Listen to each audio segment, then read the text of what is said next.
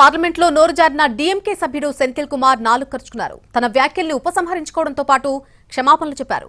దీంతో గోమూత్ర వ్యాఖ్యలపై వివాదానికి తెరపడింది. అయితే సెంథిల్ కుమార్ కు ఇలాంటి వ్యాఖ్యలు కొత్తేం కాదు. హిందూ దేవతల్ని కించపరిచేలా మాట్లాడడం అతనికి బాగా అలవాటు. ఇటీవల కాలంలో సనాతన ధర్మాన్ని టార్గెట్ చేశారు డీఎంకే నేతలు. అవకాశం దొరికిన ప్రతి వేదికపైన దాడి చేస్తున్నారు. మరోవైపు బీజేపీ ఉనికిని జీర్ణించుకోలేకపోతున్న డీఎంకే నేతలు సనాతన ధర్మం పేరుతో హిందువుల మనోభావాల్ని దెబ్బతీసేలా మాట్లాడుతున్నారు. ఈ క్రమంలో డీఎంకే లోక్సభ సభ్యుడు సెంథిల్ కుమార్ మరింత దిగజారి మాట్లాడారు. పార్లమెంటు సాక్షిగా హిందువులను కించపరిచేలా మాట్లాడారు. ఇటీవల జరిగిన 5 రాష్ట్రాల ఎన్నికల్లో 3 బీజేపీ విజయం సాధించడాన్ని ప్రస్తావించారు సెంథిల్ కుమార్. హిందీ మాట్లాడే రాష్ట్రాల్లోనే బీజేపీ గెలిచిందన్నారు. సౌత్ ఇండియాలోని ఏ రాష్ట్రంలోనూ అధికారంలోకి రాలేదని విమర్శించారాయన. గోమూత్ర రాష్ట్రాల్లో మాత్రమే బీజేపీ బలంగా ఉందన్నారు Senthil Kumar. The power of this BJP is only winning elections and mainly in the heartland states of Hindi and what we generally call as the Gomutra states. You cannot come to South India. You see all the results of what happens in Tamil Nadu, Kerala, Andhra, Telangana and Karnataka. We are very strong over there. Senthil Kumar వ్యాఖ్యలపై దుమారం రేగింది. ఆ వ్యాఖ్యలను కేంద్ర మంత్రులు BJP నేతలు ఖండించారు.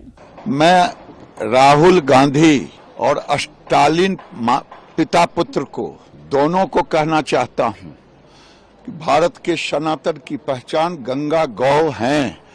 गौ माता भारत सनातन की पहचान है. मजाक करना बंद करो. सनातन को खत्म करना बंद करो. राहुल गांधी, स्टालिन, टुकड़े टुकड़े गैंग, नहीं तो खुद समाप्त हो जाओगे. డీఎంకే మిత్రపక్షాలు సైతం సెంథిల్ కుమార్ తీరును తప్పుబట్టాయి. కాంగ్రెస్ పార్లమెంటు సభ్యులు కార్తీ చిదంబరం, రాజీవ్ శుక్లా సెంథిల్ వ్యాఖ్యలను ఖండించారు. అన్ని వర్గాల నుంచి వ్యతిరేకత రావడంతో నాలుక ఖర్చుకున్నారు సెంథిల్ కుమార్. తన వ్యాఖ్యలను ఉపసంహరించుకుంటూ లోక్సభలో ఓ ప్రకటన చేశారాయన. తాను ఎవరి మనోభావాలనైనా గాయపరిచి ఉంటే క్షమించాలని కోరారు. పార్లమెంటు రికార్డుల నుంచి కూడా వాటిని తొలగించాలని స్పీకర్కి విజ్ఞప్తి చేశారు Senthil Kumar. Speaker sir, the statement made by me yesterday inadvertently, if it had hurt the sentiments of the members and sections of the people, I would like to withdraw it. And I request the words to be expunged from the and regret. Thank you. పార్లమెంటులో మాట్లాడడానికి ముందు social మీడియాలో ఓ post పెట్టారు సెంథిల్ కుమార్.